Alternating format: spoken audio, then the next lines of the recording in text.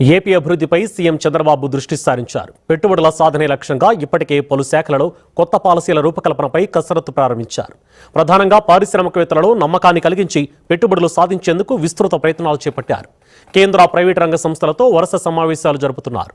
ఇందులో భాగంగానే సీఎం చంద్రబాబుతో టాటా గ్రూప్ చైర్మన్ చంద్రశేఖరన్ సమావేశమయ్యి పలు అంశాలపై చర్చించిన తర్వాత సీఎం చంద్రబాబుతో సీఐఏ ప్రతినిధుల బృందం కూడా భేటీ అయింది. ఈ మేరకు ఏపీ సీఎంఓ ఓ ప్రకటన విడుదల చేసింది.